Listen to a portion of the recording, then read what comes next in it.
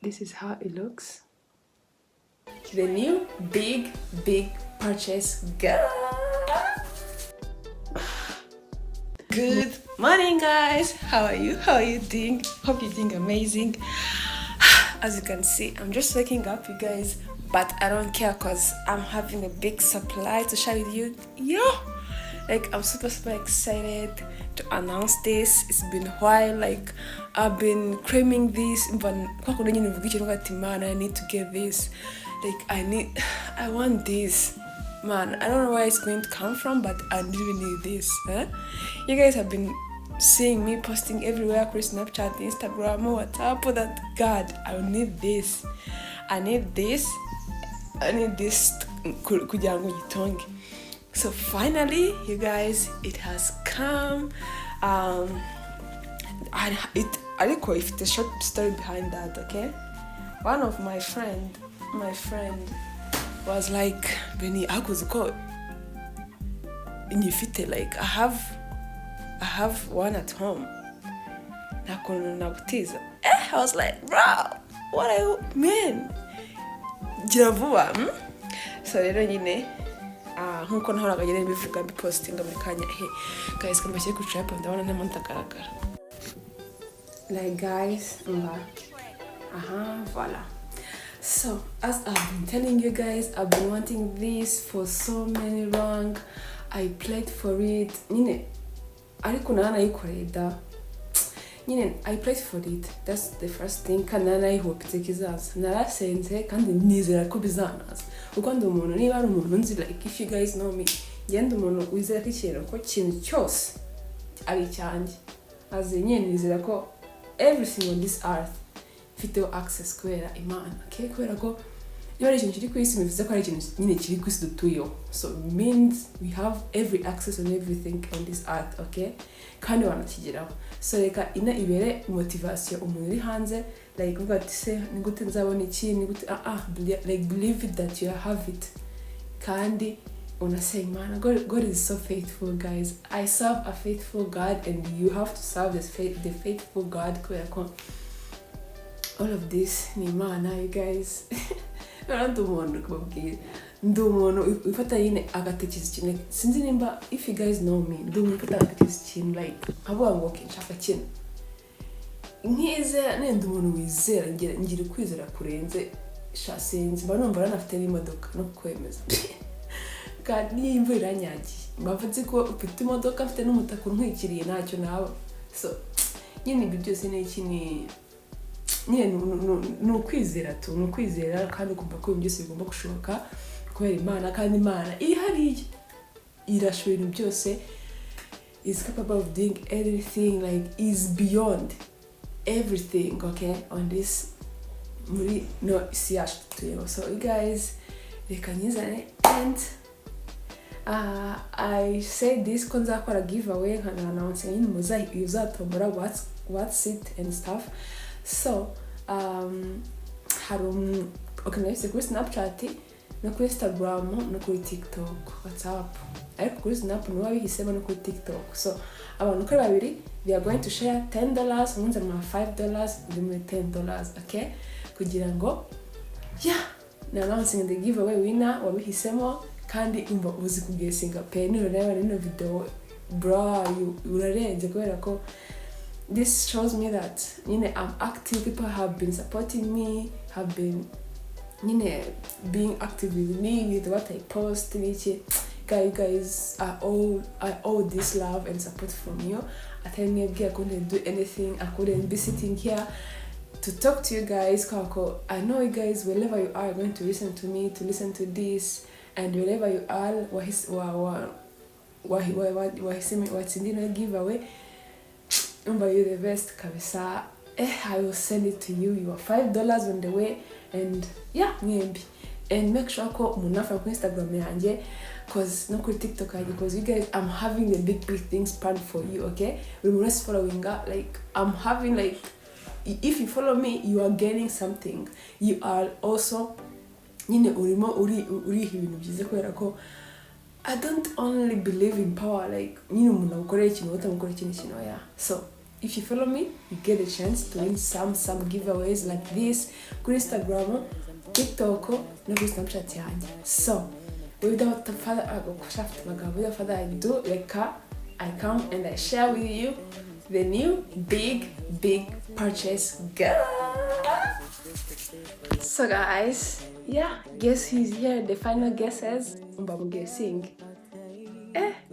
And I cannot believe that I'm holding the final guesses.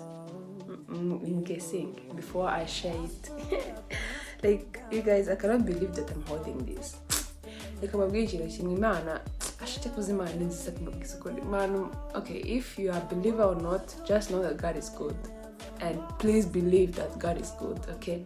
Kandi Imana buriduha ibintu nyine sinzi ko Imana ibigenza gusa Imana ni nziza, ntabwo wayisiga ngo ukore isoni, ntabwo wayubaha ngo uyubahishe, like nyine uyihe icyubahiro ikwiye hano ukore isoni n'ibyo bishoboka. Like, it cannot disappoint you, okay? Mark this word, God never disappoint, bro. Never disappoint. And I would like to thank this friend for a moment. Even that kwizera umuntu and then you give him or her something very kinahenze just because you don't nyine ukanyisha icyizere, ndagushimira cyane kubw'icyizere wangiriye. And I have to say this, icyizere wangiriye, I won't even break it.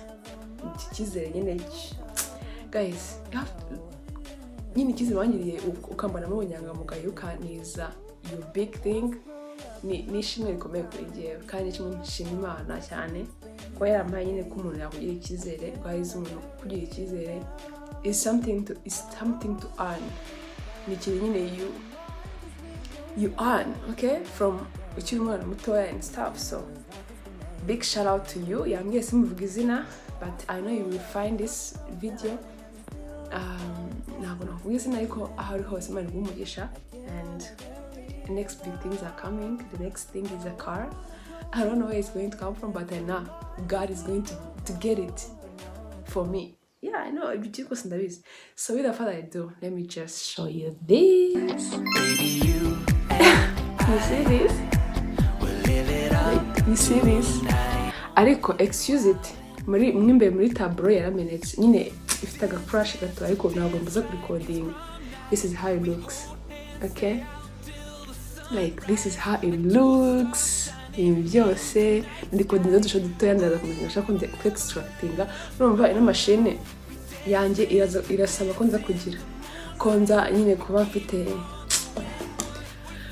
mfite igitabo cya kantuza cya memory card. So rero na extracting dukeya cyaje kuzagarinda fasha udusho dutoya ndaza kutumika gashaka ndashaka muri video mbere ukuntu ikora. So as you can see, iyi ngiyi ni GoPro 11, okay? Mwahoraga mwa postinga Ace Pro ni iki, ariko Ace Pro iyi ngiyi igiye gukora kimwe gusa nyine iyi ngiyi and gukorera ni Ace Insta Pro Ace 360, the same as this, ariko iyi ngiyi ni 11. So as you can see, kano kantu nagara kayo nakanyine ngo yikoreye akwa to kugura the tripod yayo. And ahangaha nko muri kubona ine ni mode, iyi ngiyi kahumura shaho, iyi ngiyi ni mode nyine niho koshi nyine ushyira mu mode y'iki ahangaha barahacanira, okay? Yeah, ino ni kamera ifotora ibintu by'inyuma. Iyi ngiyi ushaka kwireba like urihindukiza like this, reka nshya kwicara mbere.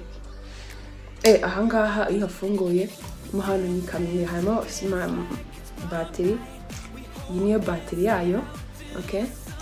And ahangaha harimo umwanya nyine wayo, harimo n'aka CD yampanyemo. Yeah, hano bacomekera. Yeah, gusa icyo nabonye cyo kwifunga biragoye bro. Izi nzara zanjye zo uzazifungira na kamera we. Isaba umva iki ni iki. Yeah, but yeah, that's how it works. Reka tuyifungure mbereke ibyo narimo ndababwira. Reka nifungure mbereke uklikaho rimwe. Ikindi ndi kwiga nyine kureba ama tutorials yayo bayikoresha gute, wasetting gute. Kiza kingi nabonye iri already setted yayisetinze mukumva. So ntabwo nzambereka izina ryayo dore ngiyi yitwa 11 black. Iyi ni GoPro 11 black. Okay, so reka tuyicanye. This is how it looks.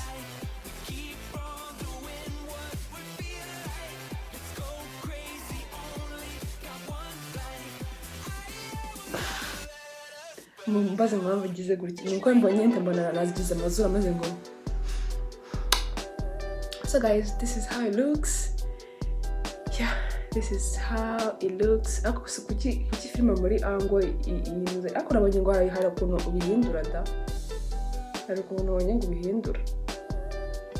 Nyine ntifilme mu kizero. Nabibonye.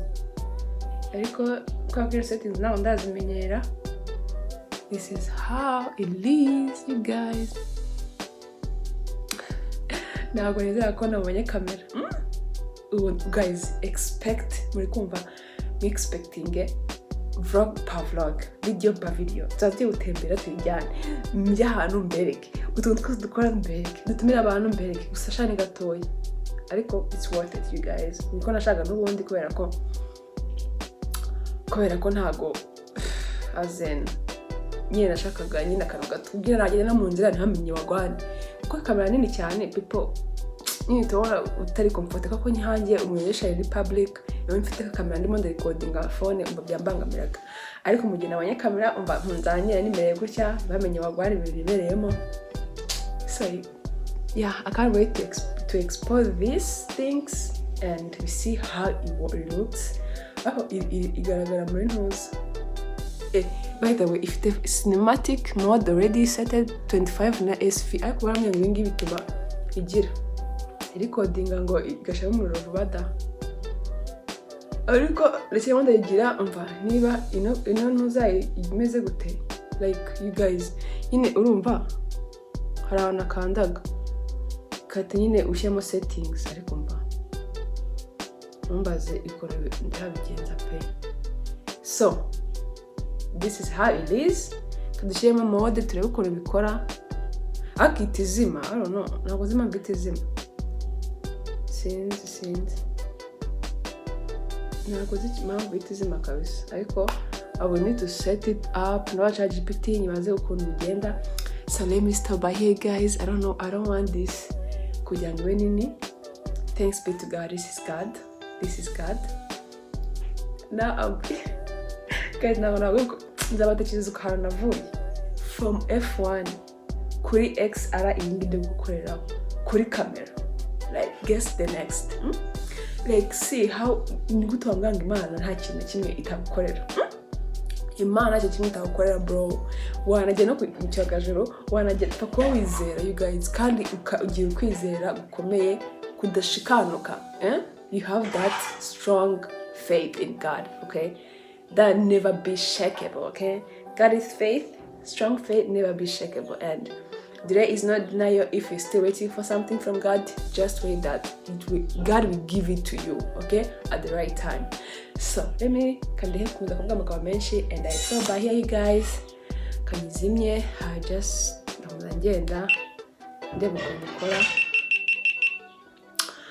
yeah, so this is how it looks. Bye guys.